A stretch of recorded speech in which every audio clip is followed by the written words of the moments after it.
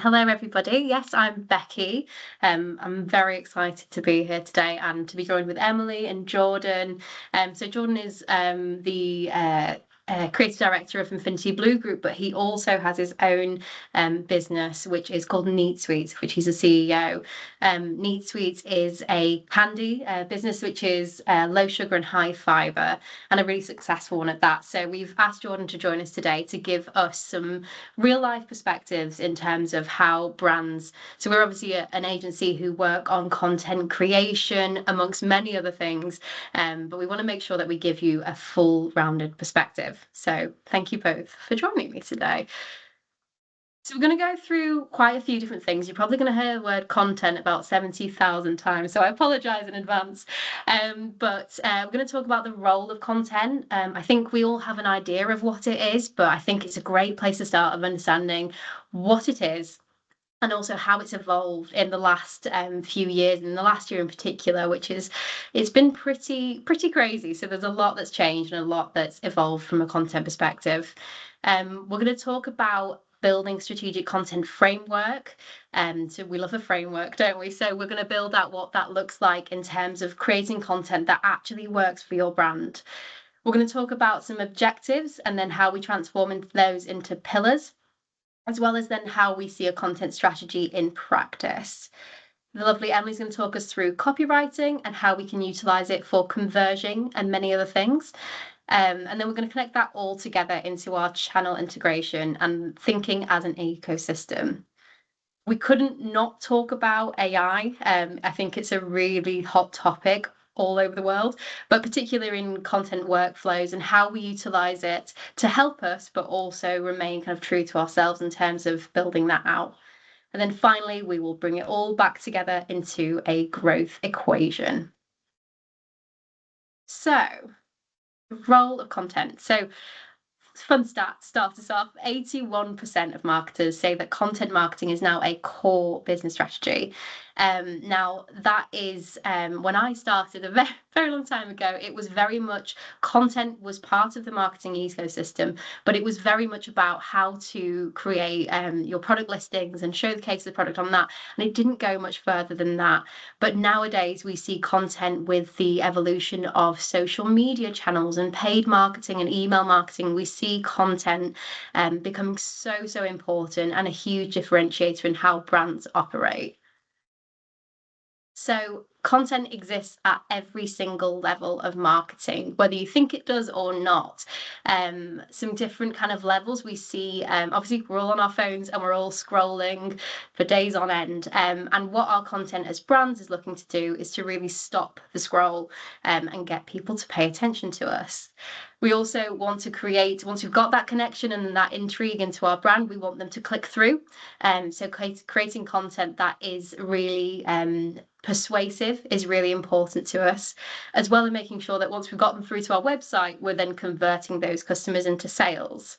After that, it becomes quite obvious we want them to come back again. So repeat purchase is something where our content exists, as well as creating lifetime value. So we want customers who are really involved in everything we do, and content is a way to do that. If we have weak content, we can end up having really expensive paid media, for example. But if we have content that is strong, our acquisition and retention become much more efficient. On the left-hand side, you'll see our lovely sales funnel. A lot of you will probably be very familiar with this, but this is where we kind of see different styles of content build out for different parts of our customers' journey. So we're going to explore a little bit more how we achieve all of that. So a few touch points when it comes to content from an engagement perspective is social media. For example, we know there's so much that can happen on social media when it comes to content, and so many different styles of content that are emerging there. Paid media is a really important area for how we try to stretch our creativity. You see adverts all the time. How do we make adverts that really stand out? Our website is very important as well when it comes to content in terms of being able to create a level of trust. it's really interesting because we see brands that often will fail, sadly, because they've got some really fantastic content when it comes to acquisition. Their socials are great and their paid advertisements are really creative and interesting. But then we get to the website and the experience just seems to drop off a little. That disconnect can lose so many customers. So being able to really have that experience from end to end with super strong content that works in the right way is going to make all the difference. Email marketing, as you mentioned, is a great place to really build out customer retention. And our marketplace content it's a world of its own in its way, because it's very specific in terms of what we need to achieve for clarity and understanding how our product works in a really kind of succinct way. Emily's going to talk us all about search engine optimization, or SEO, as many of you will know it, and how that written content really feeds into that machine. Content also exists in public relations, and it can be in the form of copy, which is really important, but also imagery, etc. Video is a big part of this, as is graphic design. And with that in mind, there are 4 kind of key types of content that we think a lot about. So written content is for clarity. We're looking to really build out who we are as a brand and our story. And that written piece, as Emily will talk to you a little bit later, is so important when it comes to delivering content, because your images and your graphics and your creatives will really tell who you are, but your written content is essentially how we're talking right now. So it's the communication, the conversation that you have with your consumer. Photography is a great piece for trust building and really telling the story of what your product is in a really quick and clear way. Video is fantastic for attention, as well as graphics from an educational standpoint. So, with that all in mind, we're going to look at how to build a strategic content framework. So, the way to start is thinking about our discovery. And before we go into any kind of plan of what kind of images we like or what kind of content we want to create, we really need to understand who it is that we are as a brand. So understanding our core values, our mission, and making sure that we're aligning our content strategy to our identity. Sometimes brands are at very different stages of this journey. Some brands know exactly who they are, and it's a really clear picture of we know who we are, we have a really strong brand identity. But it can still be worthwhile just doing a sense check. It might be that you wrote that brand identity many years ago and things have changed. Or it might be that you go, do you know what? To this day, we still are exactly who we said we were from the start. Some brands are just starting out, so they need to craft their identity. In this case, it's really great to just kind of build it out as a foundation and think about the fact that you are going to build on that. So you want to create foundations that feel really strong, but also scalable. There may also be cases where brands have an identity, but they want a bit of a shift. So again, this is a really valuable exercise in making sure that your brand identity is clearly defined before you go into your content strategy. So we've talked about kind of how we perceive ourselves, but there's also the question of how are we perceived. So it can be the case on occasion where a brand will think, okay, this is who I am, but it doesn't quite match with how the public are perceiving them. So this is a really important part of the puzzle, is to basically go, okay, we understand who we are, but what are other people thinking? So surveys are a great way to do this. Focus groups are a great way to do this. Our social listening, both through comments and mentions on social media, can be in press as well. How are people speaking about us? It gives us an idea of our audience's views and their perceptions of who we are. And it allows us to either shift our brand narrative, because we might go, do you know what? They've got a point and they see something that we don't. But it can also be that there may be a misconception about our brand and our product. So this allows us to really kind of identify where there are gaps between who we think we are and who our customer thinks we are, and bringing those two together either by shifting a little bit on our side or creating content that allows us to educate our customer and build that out more effectively.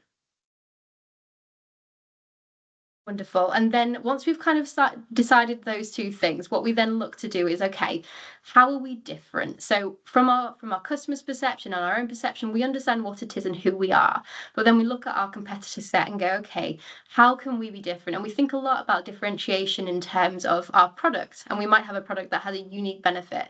And that's fantastic and a great thing that we need to communicate. But there may also be differences in our content style. So it might be that every brand in our space is really loud and bold and big, and that's fantastic. But we want to be breath of fresh air.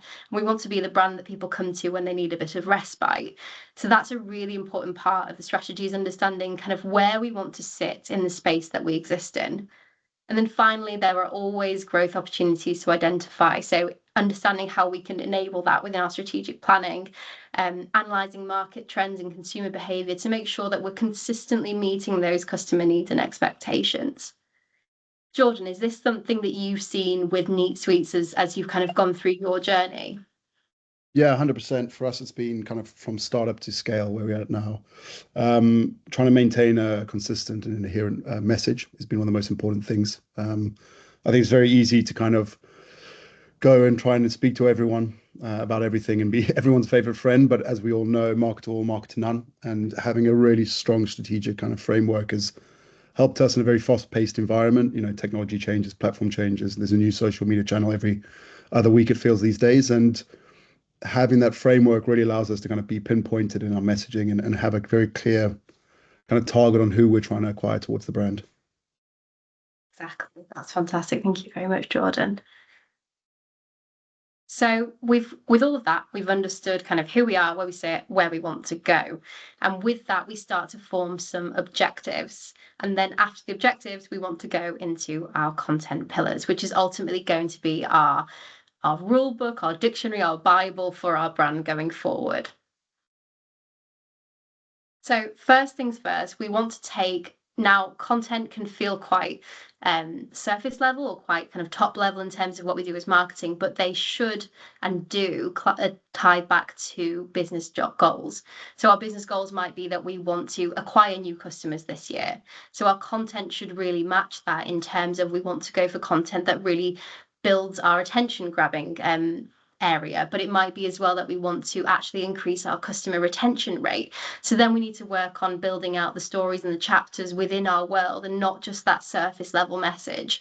So making sure that we have clear objectives that tie back to our commercial goals is the first place to start when it comes to content. Once we have our content objectives, we then move into creating content pillars.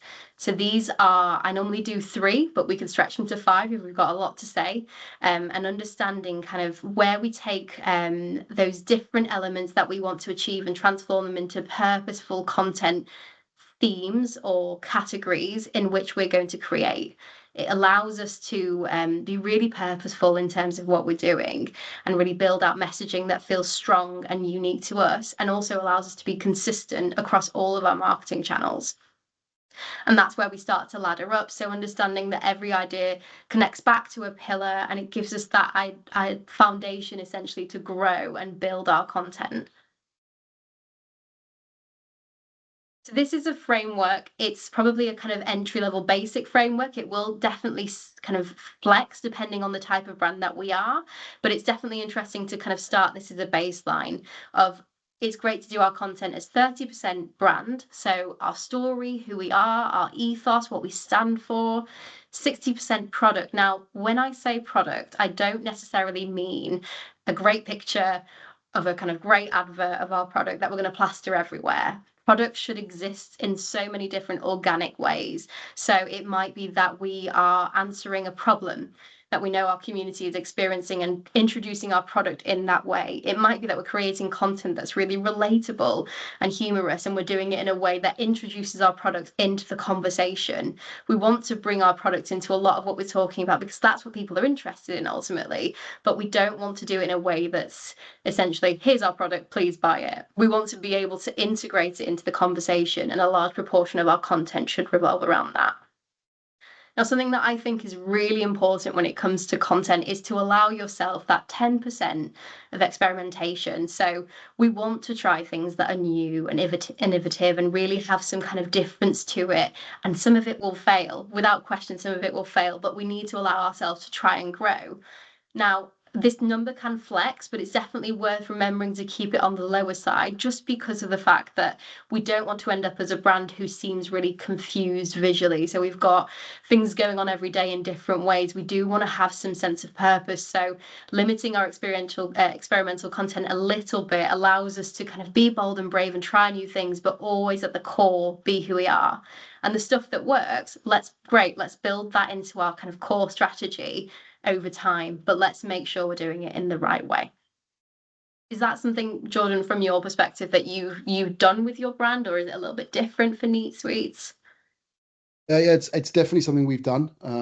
Again, I think the difficulty with a startup is what balance you need to find there, right? So you, I guess, as founders or leaders or executives, you always got a kind of a vision of where you think you want it to go, but really the data tells you. And that's something we do a lot at Neat, is we track based on where we see resonation, like where consumers resonate with the brand and the messaging, and then we kind of tend to tailor the structure based on that. But yeah, having the brand guidelines and something, I guess it's a every brand should have it. I think the one thing personally as the CMO of Neat is try to keep it, like, for us, very light. Back in the day, you used to have those 20, 30, 40 page brand documents, and everyone pretend they read them. For us, it's all about very lean and usable on a day-to-day basis. But yeah, this is definitely something we implement day-to-day basis. 100%.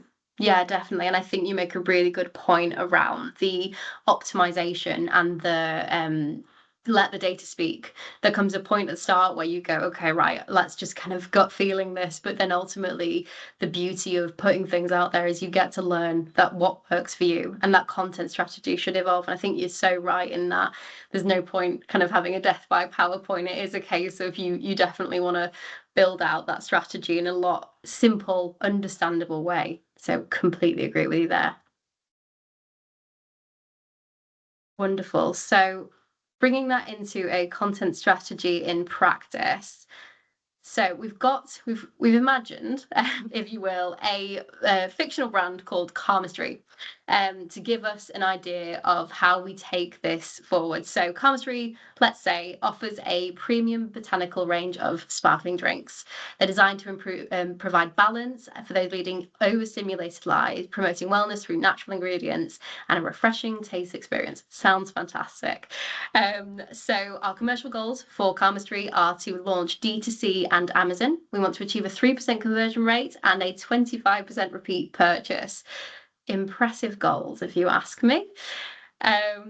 So this is our framework when it comes to discovery, and we'll be sending these slides around as well. So if you want to take this and use it for yourselves, please do. I'd be delighted.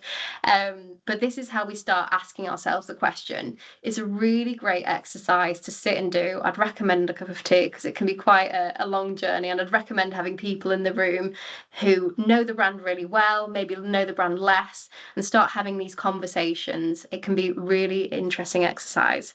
So we're going to ask ourselves, first of all, our brand values. What do we truly believe in? How do we show that in the way we work every day? Then we'll go down to our brand promise. What's the clear benefit we're committing to every single time? How do we position ourselves? So what do we do? Who is it for? Is a really important question. And why are we meaningfully different? The next one is one of my favorites. So brand personality. If we walked into a room as our brand, how would we speak? How would we behave? And how would we make people feel? There's lots of different ways of doing this. One of my preferred ways is to connect it to, it might be a friend or someone that you know. It might be a public figure, but just connecting it to a person, and thinking about it in that way, because that will really inform how you speak, what your imagery looks like, and really builds out that picture in your mind of who you are. Then from a brand proof, obviously we've made all these promises, but how do we clearly show and not just say that we deliver on that promise? Finally, what kind of single idea do we want our customers to remember us about? If I walked away and said Carmistry or Neat Sweets is ... what is the answer that we want for that question? And finally, what are those key themes that consistently reinforce our core message? Now, it can be that you'll go, okay, right, I've got the answer to all of this, but it also can be that there are some gaps. So, for example, we've taken Carmistry and we've put in some areas where they have some answers, but others where they're not quite sure yet. So with the brand values, they say that calm is essential but not indulgent. Science should feel simple, and daily rituals will drive meaningful change. The brand promise is to help people feel steady and clear in a high stimulus world. So really important that we're understanding kind of who we're going for here, which is a modern functional wellness brand for overstimulated lives, combining credible ingredients and simple daily rituals. But what we don't know is we don't know how strong our personality is, or how it doesn't feel distinctive enough yet to be ownable in the category. From a brand proof, we don't feel as though the science is yet translated into something that's compelling. And from a core message, we feel as though we've got calm in chaos, but we want to have a more ownable narrative in this territory. So those are our areas that we want to work and the gaps that we have. So then we get to our content objective. And as Jordan mentioned earlier, this is where we want to keep things lean. So we've done all this work in the background, but really what we want to get across is these 3 green objectives that we have here, and then the pillars that we build at the end of it. So here we've identified the gaps of the personality is simple and relatable, but not distinctive. So our objective is that we need to develop a clearer, more ownable brand voice and perspective. The science is credible but not yet humanized, so we know we need to simplify our functional product benefits into digestible, everyday storytelling. And finally, we feel as though the core message lacks sharp articulation, so we would like to define and consistently reinforce one ownable narrative territory. Now, with these, we then go into our content pillars, and these 3 areas is all we need, and this is what we need to share with our team, etc. So the chemistry of calm is very much around simplifying those functional benefits into those digestible everyday storytelling pieces. And the purpose here is to really transform that science into human clarity. So examples for calmistry might be ingredient breakdown explainers, why you're tired but wired type education, benefit-led product copy, Amazon bullet points that are driven by FAQs, comparison versus sugary alternatives, as well as review posts that are tied back to the specific effects. Then we go into design for daily, and we're supporting the objective here of defining and consistently reinforcing one ownable narrative territory. Our examples might be desk reset moments, post-work wind down reels, morning focus rituals, etc., that really build into that ritual-based narrative, which will really help us as well to really increase that customer retention rate that we wanted at the very beginning. And finally, calm refrained is where we want to really own our brand voice and perspective. So establishing a distinctive stance on modern overstimulation to what calm really means. So a founder POV for anyone who doesn't know, but I'm sure you do, means point of view. Very, very strong term on social media.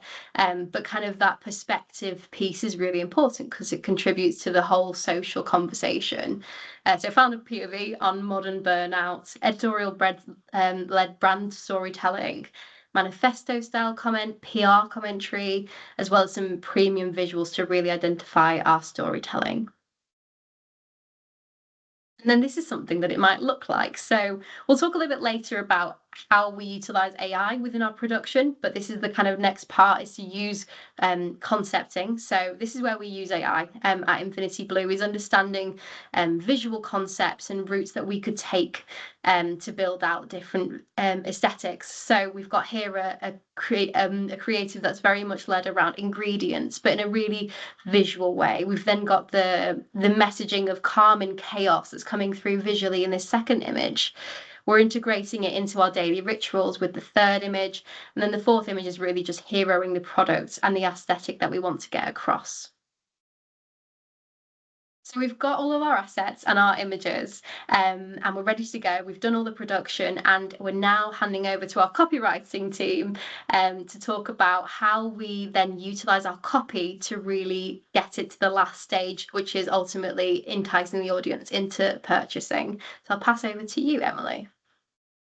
Hello, everybody. I'm Emily. So I'm sure we all know, but just in case we don't, what actually is copywriting?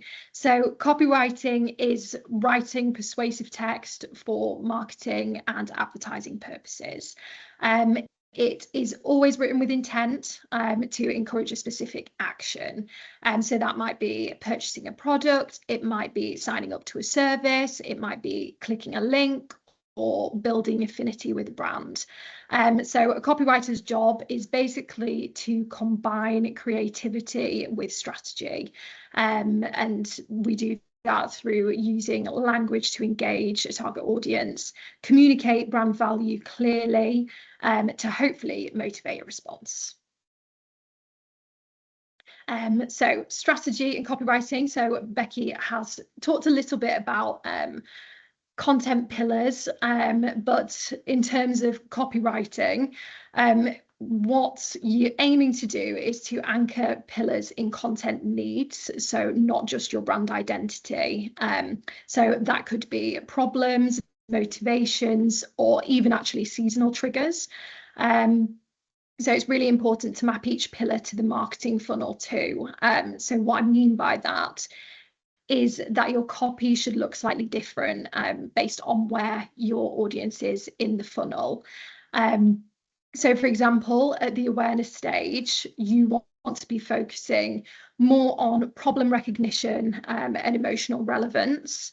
That could be through education, inspiration, or just entertaining content, but making sure that it's told through relatable storytelling, rather than, this is where you don't want to be hard selling, basically. But in contrast, when you're at the conversion stage, this is where you want to try to aim and remove any risk. So this is where you want your guarantees, you want your delivery clarity and your return policies, specifically for web. Here you really want to kind of create that urgency, obviously ethically, but using language like limited stock and again seasonal relevance is really effective. But you just want to reinforce as well that core benefit at such an important decision-making moment. So reinforcing what your product is doing for the audience. And yeah, using your pillars will drive consistency, which in turn fosters that really important brand and audience trust. And again, another point is to make sure that you're reviewing quite regularly. Particularly, we would advise quarterly, just as your brand grows. It's bound to change. Obviously, it doesn't want to change too much because you want to still be recognizable, but it's natural that there will be some progression. So copy counts. And the main point in that is that clarity converts. So even though it's really tempting to write pretty language, especially for creative minds, it can be especially tempting, but your aim is to get the point across concisely and clearly, because that's what is going to encourage that action from the audience. So another point is to write for scanning, not for reading, which this is going to sound probably a little bit counterintuitive, but it's actually very true.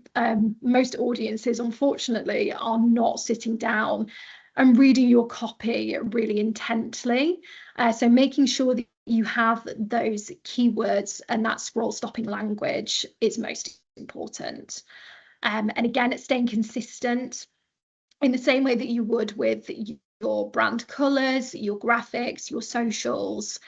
Consistency just helps to build that all-important trust. And the micro copy really matters. I think that's something that sometimes gets put on the back foot, but that's buttons and FAQs, even delivery messaging.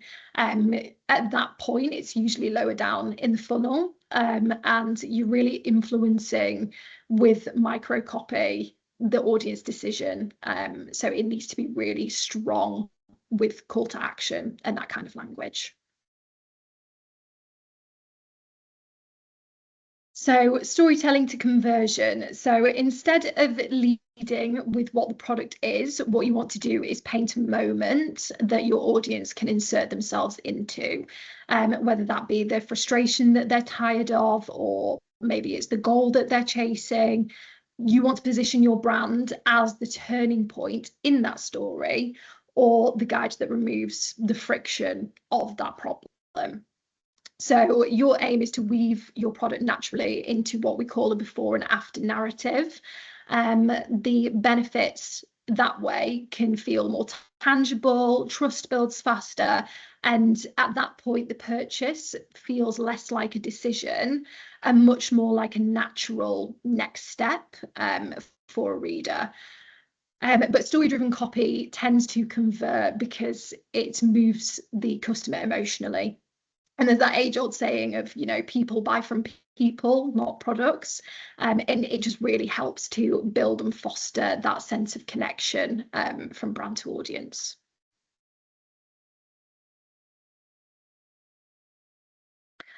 So every copy has, 4 type of stages, really.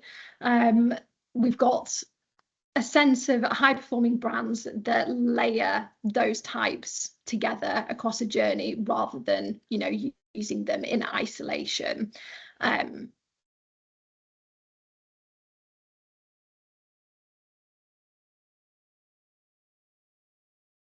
So this again is part of this is just talking you through the funnel and making sure that you're understanding the messaging stages. So you've got the awareness and the consideration and conversion, which we've kind of talked through a little bit already in terms of copy, but that definitely looks different for social, so, and other types of content. So if Becky, there's anything you want to add here, that would be definitely interesting. Definitely. I think you're completely right in that it is about those different elements and those different areas that pull it in together. And I think from a social point of view, there's so much personality to be had as well when it comes to copy, and you can really go a few different ways. We know a lot of brands that the entertainment has really worked for them in terms of how they write and how they speak. So it's something that it can definitely, over time, you can really build out that initial piece we said of who are you when you walk into a room. This is a huge area where you can do that in as well.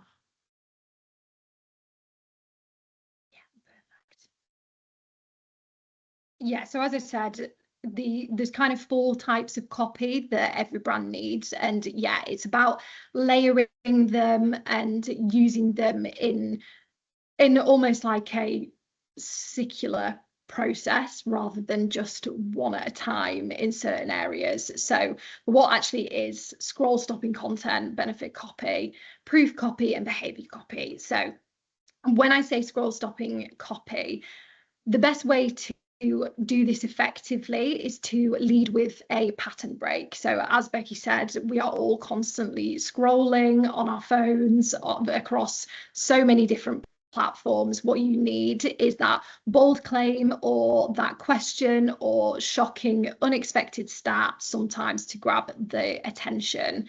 You also want to really prioritize speed of understanding, which it's aiming like for around 2 to 3 seconds, which goes back to making sure that copy is really concise and that scanning point that we talked about before. So you want to pair all that with emotional hooks, but making sure that there's still a really clear product payoff too. So especially on mobile, optimizing that first line is really, really important. But benefit copy, your main goal here is to move from what it is to how your product makes life better. So focus on the benefits, like whether that is, for example, time saved, maybe is stress reduction, even sometimes, confidence gaining, but making sure that that's all pinned in real life scenarios. So, for example, this product is perfect for busy mornings, like making sure that it's something that is relatable and visual as well. So yeah, and it's really important to tie benefits to the audience's lifestyle and identity as well. And then proof copy. So here you really want to prioritize the specific over generic claims. So a really great way to do that is through numbers and results and timelines. So this is where you typically use UGC and reviews and customer language where possible. and include trust signals as well, like awards, press, ratings, or any certifications that the brand might have. And you really, particularly further down the funnel, it's great to put those kind of things next to the decision points. And yeah, so behavior copy, last but not least, that is purely to encourage your next actions. So we don't just want purchases, we want to encourage saving, we want to encourage subscriptions and reorders. So a great way to do that is to use habit language, is what we call it. So things like never run out, or your weekly essential, those kind of phrases. And again, you want to just reinforce the value after purchase. So you're reducing those returns and increasing the loyalty.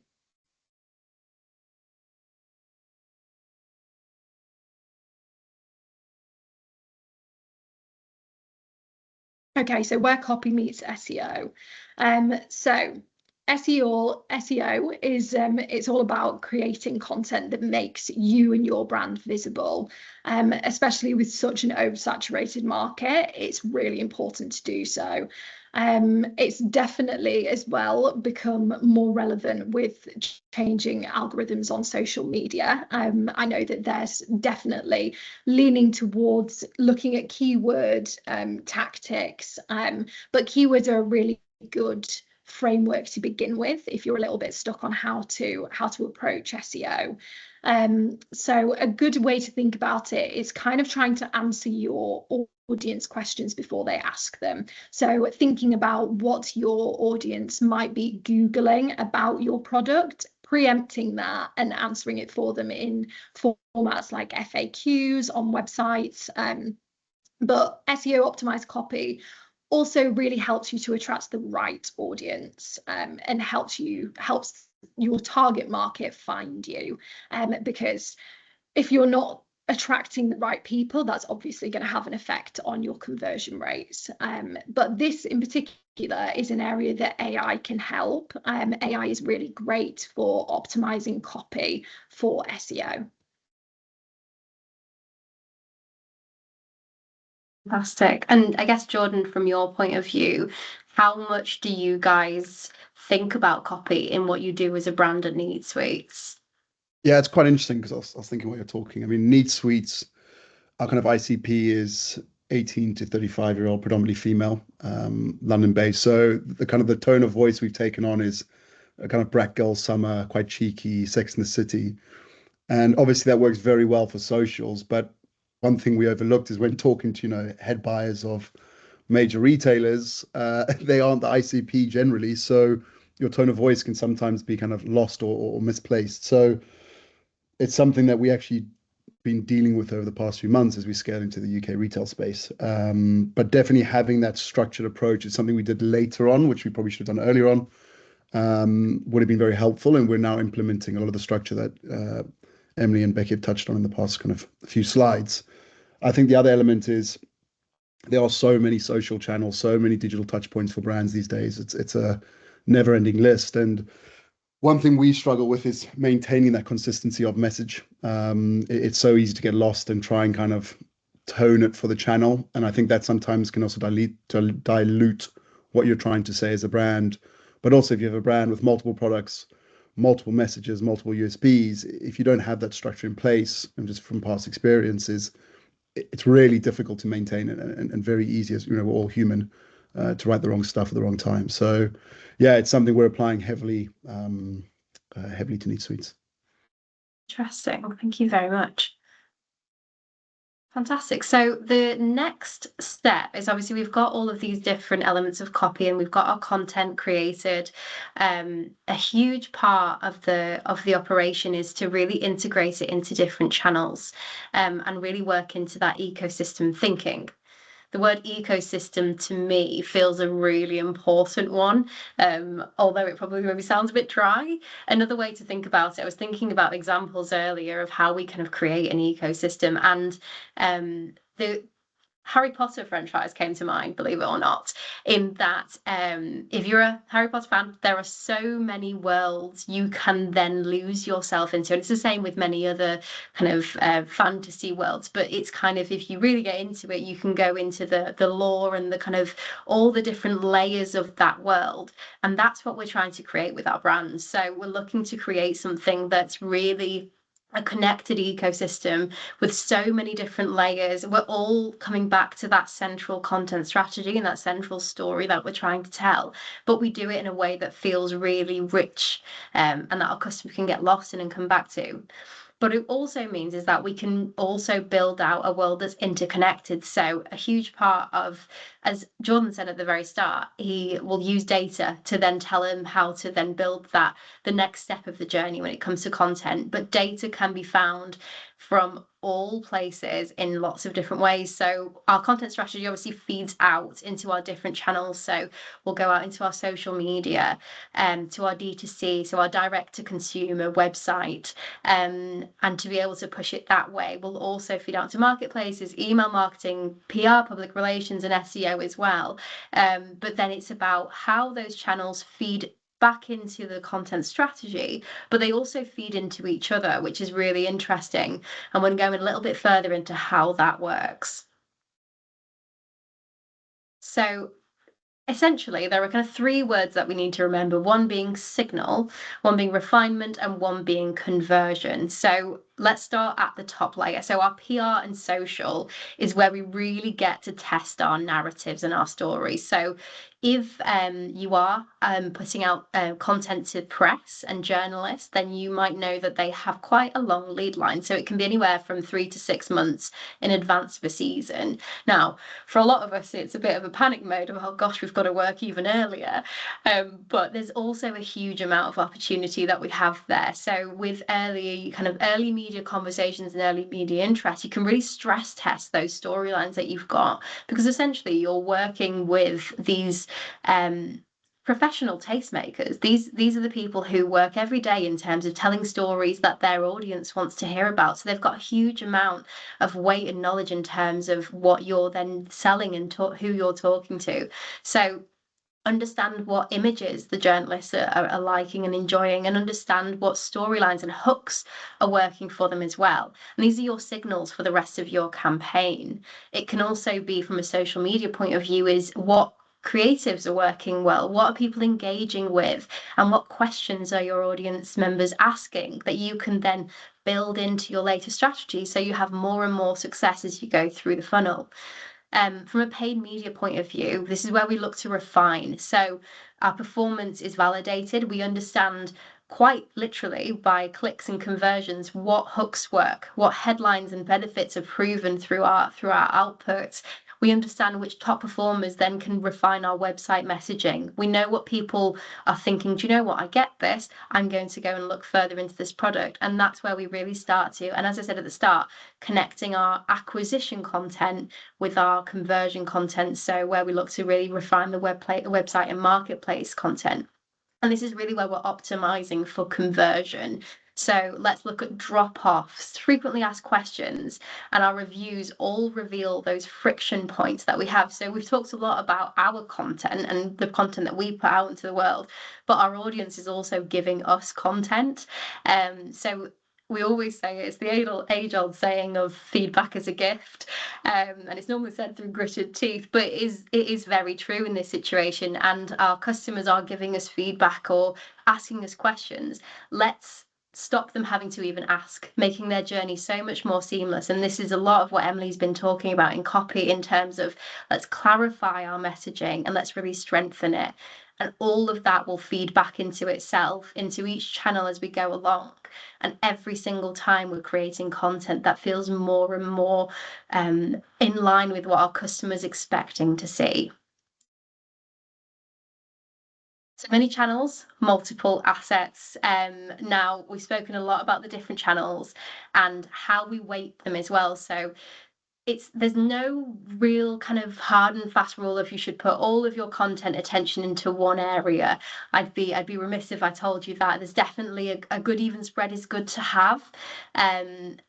but they all serve different purposes. So cultural translation is really what organic social is about. We're looking to essentially bring our personality that we've created to the table and to the kind of cultural conversation that's happening online. Our assets here are native, they're platform led, and they're very much about storytelling.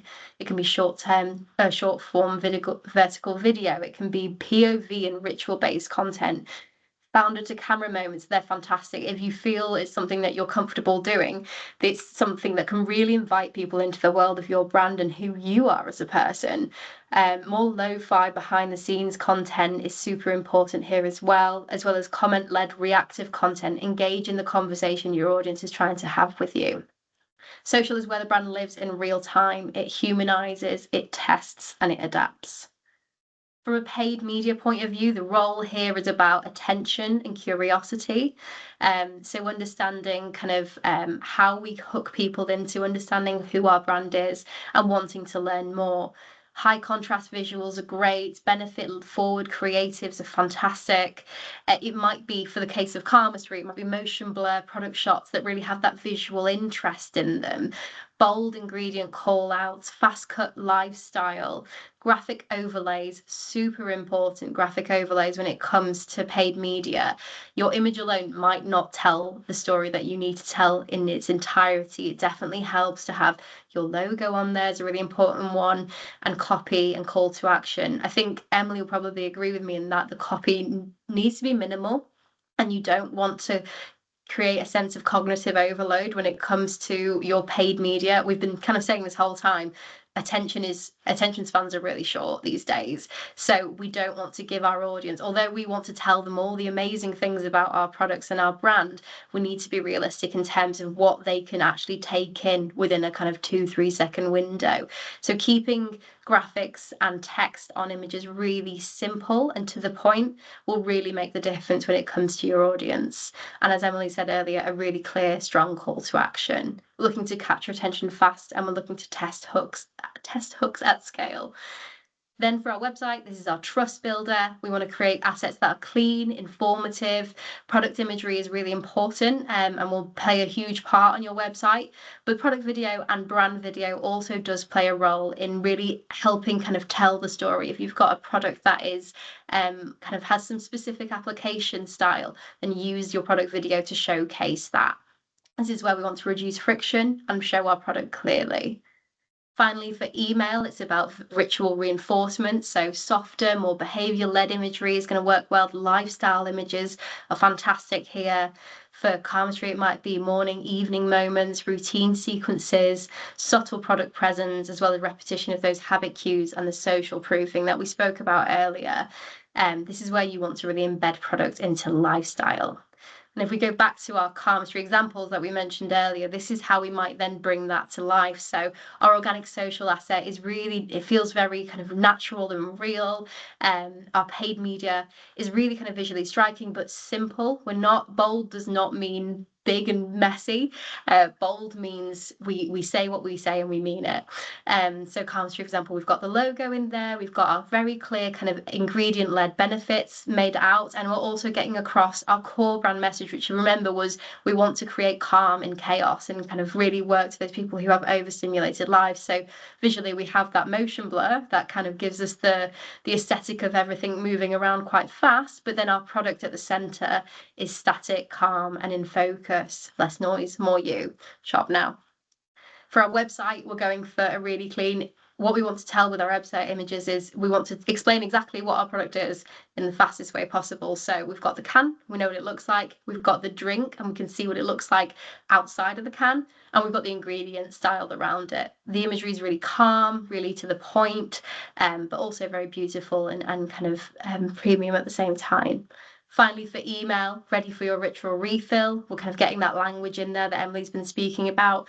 And we're also showcasing the product in a lifestyle setting in use. So we kind of really reinforce that idea of everyday ritual. Jordan, would love to hear your thoughts in terms of the different kind of assets across channels here as well. Yeah, something I think we struggled with, and actually I know a lot of brands struggle with it, again, going back to the amount of channels, Bex, and you touch on that at the early stage, right? PR, email, socials, email. You got WhatsApp now. You've got, I don't know, AI chat. There's so many elements and assets that as businesses we need to do. And it's something that we kind of coined about a year and a half ago, which is kind of what we call the content conveyor belt. And we actually start with potentially like the strategy and all that kind of elements, but it's when we start creating content. So we look at like a long form piece of content and we understand, okay, how can we manipulate this piece of content to then be distributed across multiple channels, giving us that kind of efficiency of scale. And it's something that's worked quite well for us. I guess the only complexity is that these social channels are trying to be so different than their competitors to really build their USP or kind of the reason to use them. It makes it difficult, but having that strategy that, I think Gary Vaynerchuk's one of the kind of the godfathers of the strategy is take one piece of content, turn it into 20. And I also think what's really important is, I know there's probably a unpopular opinion, but my opinion is pick 3 or 4 channels that you're going to dominate at, 2 channels, 1 channel, depending on your resource and availability. But then as secondary channels, just distribute, because at the end of the day, you might not dominate, you might not win, but it all builds into those kind of the SEO perspective, the Google pickup. You might get 100 impressions on one channel, but times up by 10 or 15 channels. And then you have your kind of core channels where you dominate. It all builds up. And as we all know, brand awareness is kind of the key to cut through. So at Need Suites, it's something we're proactively building now, is how can we take content strategy and be very, very efficient with distributing it across as many channels as possible, whilst focusing on a core 2 channels to kind of really be our hero channels.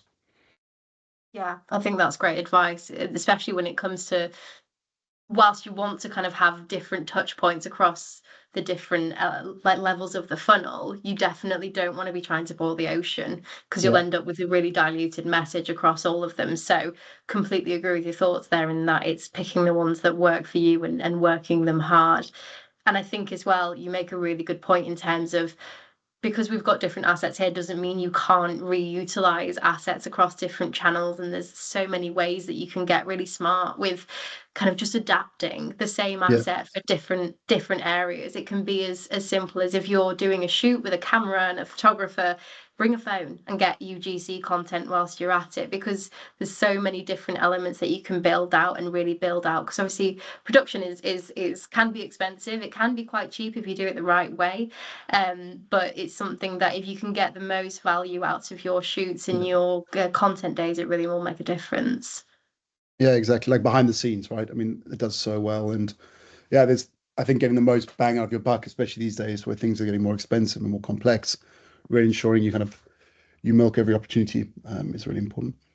100%. I totally agree with that.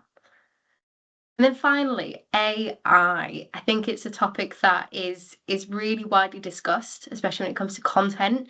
We can see everything from brands or people who choose to not engage in AI at all and go down a very, very human route. And we can see brands that also go down the route of, let's really embrace AI and let's go full steam ahead with being able to create the volume of content that we need using AI. Don't think either are right or wrong. It's very much a preference of the brand, and really aligned to your kind of branding pillars that you have at the very start. But where we see it is there's maybe a nice medium. We are in a world of AI, and we should utilize it. It's here to stay, so let's leverage AI. But understanding how we can use it in a way that still protects our inherent human creativity for us is the kind of stance that we take. So the way that we see it, AI is something that enhances our productivity. It automates those repetitive tasks and allows our teams to continue focusing on the strategic initiatives and creativity.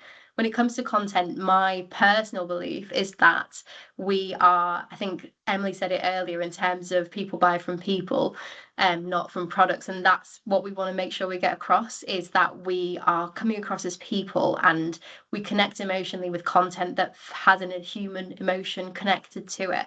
So there's definitely something around that. But then AI is fantastic when it comes to really utilizing AI to create all of those versions that we need, as Jordan's been mentioning as well, is we can have a kind of core creative that we've done, but then we can really expand and build out using AI tools.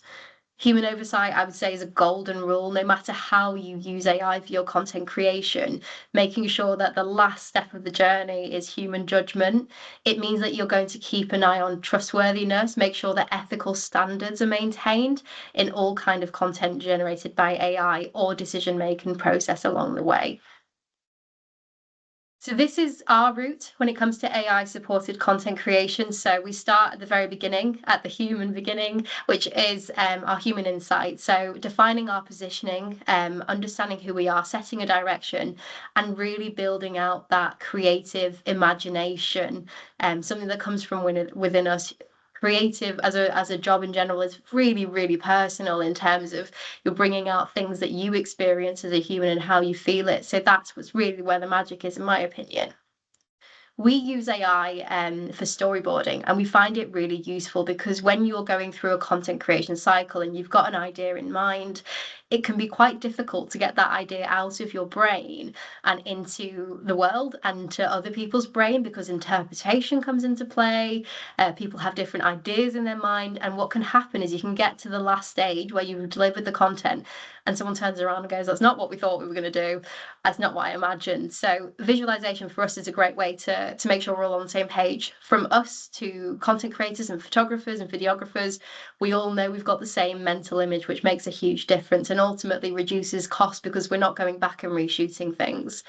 It also allows us to really kind of look at our whole set as a brand, and if we've got a new kind of innovative idea, let's visualize it and match it to the rest of our library. Does it fit? Does it feel like us? It's a really good way to stress test visuals as well. Human production, then, in our opinion, is great. So from a copywriting point of view, we've got these skilled and crafted copywriters that have really worked hard to build out what they can do creatively. So let's utilize it. People can still tell. A lot of the time, I think it's something like 50% of people can tell when it's AI generated. So it's worth making sure it's done well. But then from a creative point of view as well, photograph for real. You might want to then kind of tweak and change things, but it will make a big difference in the long run.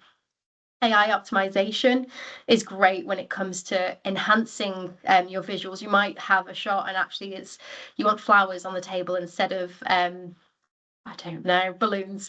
But you can change little details like that, which is really great to be able to really stretch out your content, as we were saying. It makes a big difference. It also allows us to really adapt and scale. So kind of if we've got a landscape image that we've photographed or filmed for our homepage banner, but we need it for social media ads and it needs to be portrait. There are ways to use Photoshop, for example, where you can extend images, and that's really fantastic to be able to get more out of your imagery and your content in general. Human alignment. So this is the checkpoint. This is to make sure that everything looks and feels right. It matches where we started. We know AI can sometimes go on a bit of a tangent. So this is a really good time to refine, to challenge, and make sure that we really protect our original intent. And what you should end up with is high performance content that is strategic, scalable, and really commercially effective. There's some different use cases when it comes to AI supported content creation. From a written point of view and from a kind of data collection point of view, you can extract customer language patterns. So, for example, you may have a load of feedback that's either anonymized, obviously from a protection point of view, or it's publicly available. And this is how you identify recurring themes when it comes to the questions that your customers are asking and different kind of information that you want to understand and gather from your customers. It's a great way to get all of that kind of process in one go. As we mentioned, multiplying angles and reformatting at scale, optimizing written content for SEO value. Emily's going to talk about that in a second. Building out storyboards, which we spoke about already, generating testing routes, so trying different ideas, creating high volume headline and hook variations to really accelerate the learning of paid media, as well as surface performance patterns. So once you get all that data back, analyze what works and really kind of optimize those opportunities. This is how we see AI if you wanted one image to remember, which is human imagination and insights, AI expansion, and then human production on the other side. Over to you, Emily. Okay, so obviously this is quite the hot topic at the moment, as Becky said, but as she also mentioned, we think that a collaborative process is best practice. So the really great thing about AI in copywriting is it does definitely speed up ideation, variations. It can really help with things like product descriptions and SEO foundations, as I mentioned previously. It's also useful for analysing reviews and customer language for that really important insight, but it definitely cannot replace that human oversight. You really do need that. Using the human oversight in collaboration with it ensures that your brand voice stays intact. You have that emotional nuance and that strategic alignment as well. You also need to, AI can get things wrong, so you need to use humans to make sure that there's accuracy and compliance with your product claims, especially.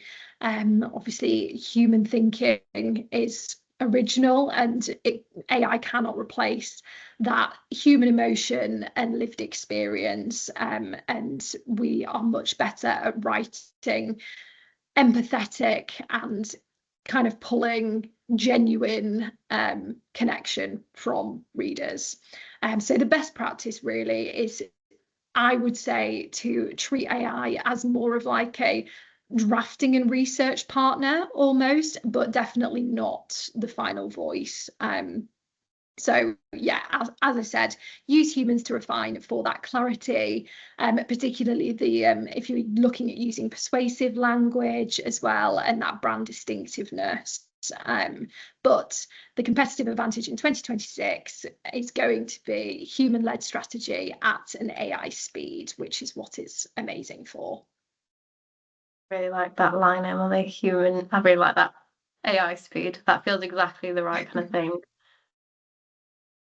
Before I move on to our kind of summary, Jordan, from your perspective, how has AI influenced what you guys do at NeatSuite from a content creation point of view? Yeah, it's obviously it's used in every kind of element of the business. I think from a content perspective, it's finding the balance. I still believe that a lot of AI content is still pretty obvious, and as a brand, obviously there's this underbelly of anti-AI content coming up, and you were seeing quite a few brands. This is human made. This is not AI made. I think there's a time and a place for it. I think if you're plastering your socials full of AI content, from a consumer's perspective, my feeling is, are they a serious brand? Are they taking this properly? Why, is there a real product? AI can generate anything. It's quite scary these days. And, if you're not willing to invest in doing the real life, the real thing, are you a real product? But on the other side, as you said, Bex, and as Emily touched on, is using it AI enabled, right, allows us to operate at a speed unlike we've ever seen before, allows us to distribute across multiple channels, create content at a higher rate. For all marketers and company owners, it helps us watch that bottom line. So yeah, we definitely use it in everyday life, but we're also very hesitant on using it everywhere, right? So we use it with what's the word, with caution. Caution. I think that's a good word indeed. It's definitely something that it's here to stay, Yep. and we're all going to use it. We don't want to be behind our competition, but I think our audiences will remember us for putting the effort in to create stuff for them. I think that's one thing throughout all content that I really feel is important, is making sure that we're creating value, and the content that we're creating is for our audience and to enrich their experience with us. I'd go as far as saying their lives. That might not always be the case for a product advert, but definitely creating content that enriches our audience experience just makes our standing as a brand feel really strong. Just to add on that, I mean, the most viral content on TikTok, which is one of the most viral platforms, is not AI content. Generally, it's human-made street interviews, customer reactions, people on the street, out and about. So I think there's still consumers more than ever feel alone, and they look to connect and resonate with brands. And I think AI doesn't do that. It doesn't help us as humans connect. So yeah, we see it in our brand. The most viral content is generally being people out and about in storefronts doing stuff, having fun. Whereas the AI stuff gets the least views and engagement, but could be good for ads, right? So 100%, a time and a place. Wonderful. So to summarize, this is what we've coined the infinity method. But essentially, we've spoken about this so much already, but is a kind of a really good framework for all of your content production and creation in general. We'd recommend this loop. So start at production with all of the information and the insight that you've gathered before that, distribute it and distribute it well. Analyze the content that you've got, always learn. There's always so much to learn about your audience and your brand and who you are and how the world changes, how it's perceived. Optimize that content and then go straight back into production. And that constant flow will make sure that you constantly feel like you're above the game and you know what's going on and you're consistently improving the content to create value for your audience, as we said. So if you remember anything, this is what to remember. So from the start, it's all about clear positioning. Establish your identity and make sure it is distinctive to you and ready to stand out. Define your core values as pillars, and that will really guide all your content and all your team members and stakeholders who are working on content. This will pull you all together into a really consistent, cohesive message. Channel strategy, make sure you're aligning channels to the content for a maximum amount of audience engagement and impact. Optimize, continuously improve, and always have that human oversight on anything you do to make sure that you've got trust and authenticity in all of your strategies. And that's it from us. So really, if you have any questions, we'd love to hear from you. So if you want to book a call in with us, by all means, even if it's just to discuss what we've said, you can email us as well if you have any questions. And we'd love to hear, even if you have different perspective or experiences, it'd be really great, as well as definitely connect with us all on LinkedIn. And we'd love to chat some more if you have any questions. So please do so.